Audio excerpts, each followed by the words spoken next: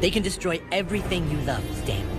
Who are they? It's the corporations. As we all know, corporations love us very much. And if you're one of those cynics who don't believe that, I have a heartwarming story for you. I like stories. There is a light bulb at this fire station in Livermore, California. That light bulb has been on for 123 years straight without burning out. This light bulb, your bank account, and Randy Marsh are all connected in a twisted web of money and manipulation that goes back further than you can even begin to imagine. South Park exposed a small part of the web in one of the more cheekier episodes in recent years, Japanese toilets. Yeah, I know, I started talking about light bulbs and now I'm talking about toilets. Why? Well, because the more I looked into it, the more I realized that it's all connected. There is one reason, and one reason only, as to why that light bulb has been on for so long, while all others have burned out 1,000,000 times over. It's the same reason why your bank account is nearly empty. And it's also the same reason why you use toilet paper and buy new stuff every 3 days. If we follow the story, you'll see that reason for yourself. You'll see how it ruins your life, how it ruins your health, and how it keeps you poor, and how it holds humanity back.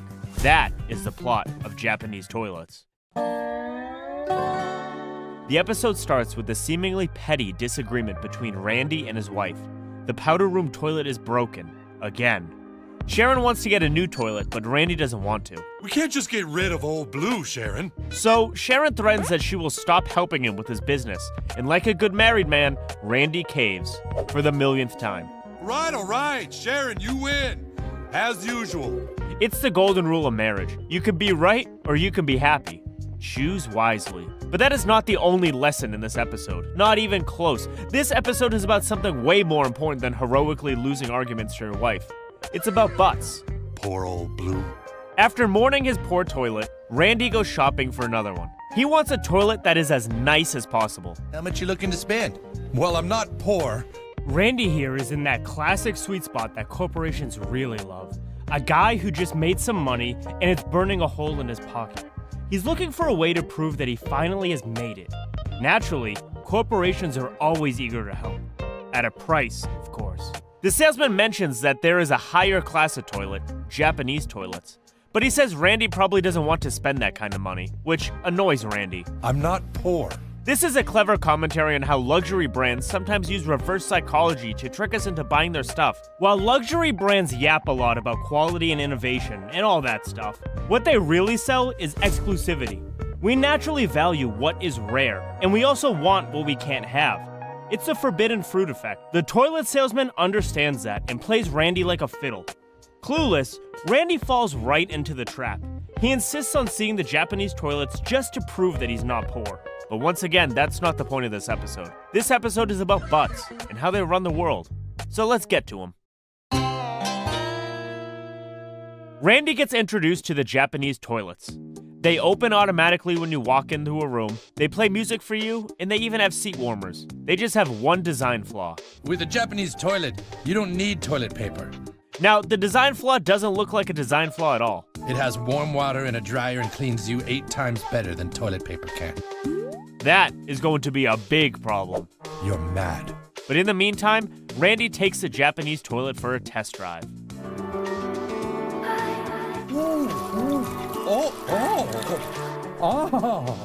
Randy is sold. Okay, how much? He buys it and then tries to justify the purchase to his family. We're basically the Kennedys of South Park. Keep that at the back of your mind. We all know how the Kennedys are famous for their good luck, don't we? Randy keeps up the lecture. Well-off families have nice things, and we shouldn't be ashamed of that. When the toilet gets delivered, Sharon gets suspicious. This toilet delivery features more pomp and ceremony than a North Korean military parade. Sharon can see that this toilet is going to be a problem. She asks Randy how much it costs. Oh, Sharon, 10-ish. What's 10-ish? 10-ish, 1,000-ish, 10,000-ish. Sharon wants to return the toilet, but Randy asks her to use it first. Try it, Sharon.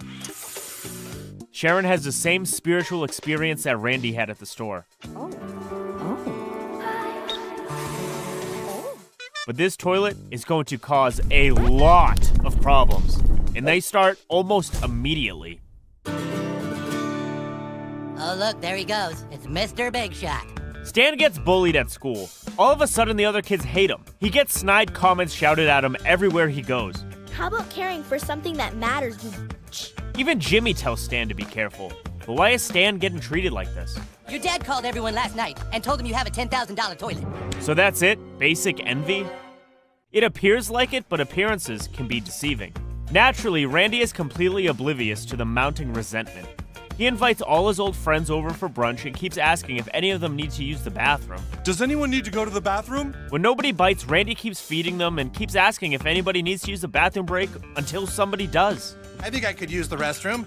And it's at this moment, it's Randy's time to shine. I feel bad that most people have to walk around with fecal matter on their anus, but I'm just lucky. Yep, Randy is more insufferable about his toilet than a vegan Tesla owner who just bought Bitcoin. Kyle's mom comments on how expensive those toilets are, but Randy was prepared for this. It's the only reason he invited all these people to his house in the first place. But for those of us who can afford it, it's well worth it. Randy is experiencing that high that often comes with a luxury purchase. He feels that he is part of a special club. Research shows that most people get a boost in their sense of self-worth after splurging on luxuries. This self-esteem boost can sometimes turn into a superiority complex, which annoys people. This is what we see with Stan's friends at school. Stan gets mad at his dad because all the bragging is getting him unwanted hate. Randy says he's just trying to help people. And I'm just like the well-respected guy who's trying to open people's eyes like JFK. Annoying as it is, Randy showing off and comparing himself to JFK is not the real problem. It rubs his friends and his son's friends the wrong way, but those are not the people he should be worried about. He should worry about people like his proctologist. According to Google, that's a butt doctor. Please pray that you never need one. Randy's proctologist makes a house call because Randy hasn't been to the doctor's office for a while. It's because he doesn't need to. After ditching toilet paper, Randy's hemorrhoids have cleared right up. In fact, I don't think I'll be needing your services anymore since I've gotten a Japanese toilet. Randy proudly shows the proctologist the Japanese toilet. So far, everyone has been impressed by it. But there's always that one guy. Whoa, hey! You gotta ruin Tuscany! I hate you! Why would a doctor hate a toilet that much? Well, the proctologist can't afford to take his wife to Tuscany anymore because people with clean butts don't get hemorrhoids, and they don't need a proctologist. I never realized you made so much money off my... Randy decides to share this fresh realization with the whole town. Now, obviously, most people can't afford a $10,000 toilet, but Randy has a solution. There are actually Japanese toilets made for commoners. There are bidet attachments for regular toilets that are even cheaper. Randy tells the commoners of South Park as much. They may not be Nihon no Stairu, but they are good enough for you guys. Despite his annoying superiority complex, Randy's just trying to help. He explains that between the cost of toilet paper, doctors, and hemorrhoid cream, a Japanese toilet pays for itself in just a few years. Even commoners don't need toilet paper anymore. But in the middle of his speech, Randy gets a taste of that famous Kennedy luck. He gets shot. Who shot him, and why? For answers, we have to go to Jimmy Velmer. Have you ever asked yourself why we use toilet paper? No, Jimmy, why? Jimmy doesn't answer the why, but he drops quite a heavy monologue that many downsides of toilet paper. For starters, it's just not very effective as a cleaning agent. There's always a little bit of poop smeared around the exit. Jimmy points out that 70% of the world uses good old soap and water instead of toilet paper. Then he rips into a massive amount of toilet paper Americans use. The average American uses 140 rolls of toilet paper per year. Pendants have nitpicked and fact-checked this line to discredit the episode, but Matt and Trey aren't trying to deceive us over here. They're victims of overblown data published by the NRDC, which is a source of this 140 rolls per year figure. The 140 rolls per person per year is crazy. That's almost 3 rolls of toilet paper per week. You have to be a special kind of toilet destroyer to use that much TP. Less biased surveys have put toilet paper usage in America to 56 to 85 rolls per person per year. That's about 1 roll per week, which is more reasonable from my own experience. But it's still a crazy high number. In a country of 300 million people, you have to cut down a horrendous number of trees to make enough toilet paper for them. Jimmy has the figures. To supply the United States with toilet paper, it takes 31.1 million trees per year. That number doesn't really make sense, so here's how to visualize it in a more American manner. If you assume those 31 million trees were planted 10 feet apart, then we're talking of a forest land the size of 60,000 football fields being cleared every year just so people can smear poop all over their butt cheeks.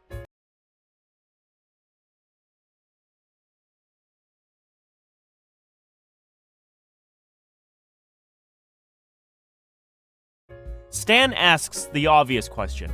So then why do Americans use it so much? Jimmy tells him none of it makes any sense.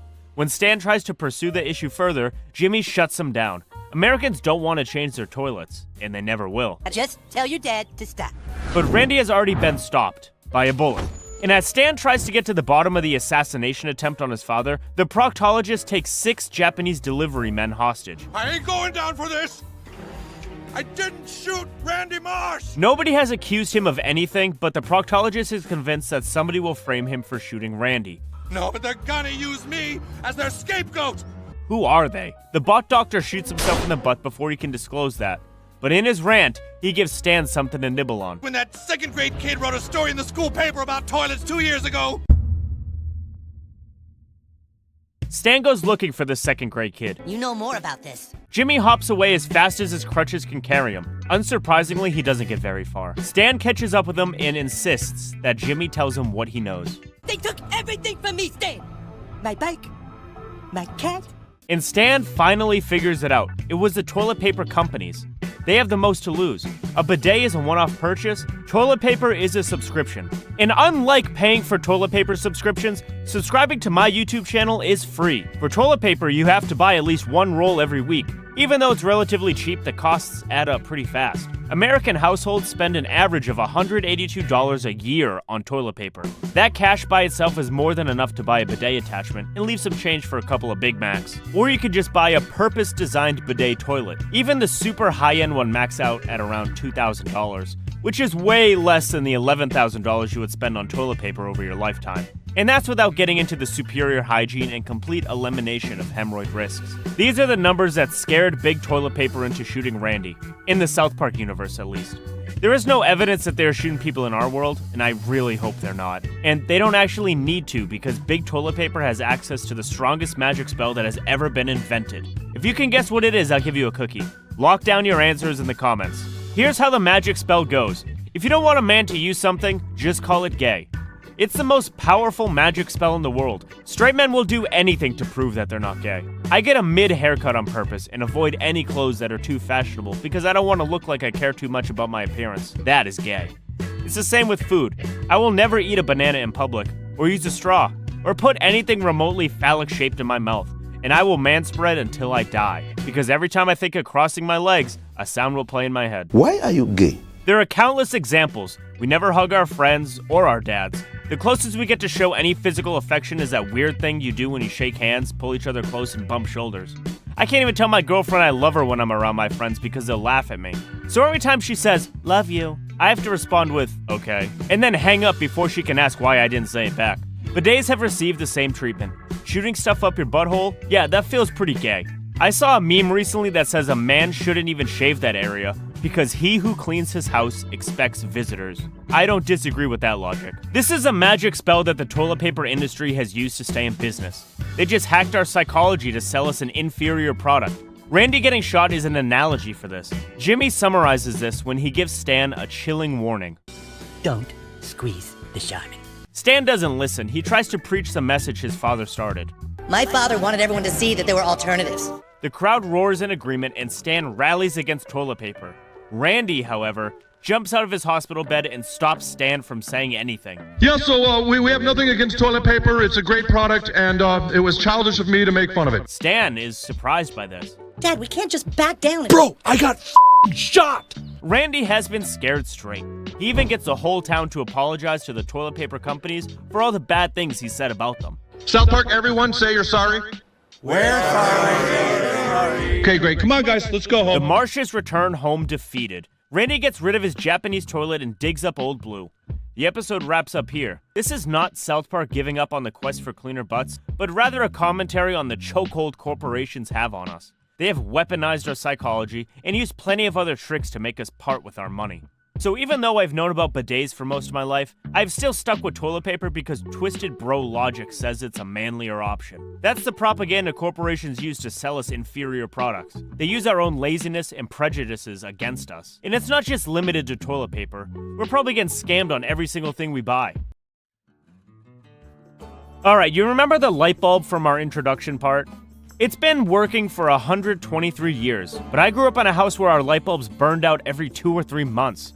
We switched to energy-saving bulbs when I was around 10, mostly because of a government policy mandating energy efficiency, but energy-saving LED bulbs can last up to 7 years, so they are an improvement on incandescent bulbs. I used to think that the short lifespan of those bulbs was the limitation of technology, but it turns out I'm wrong.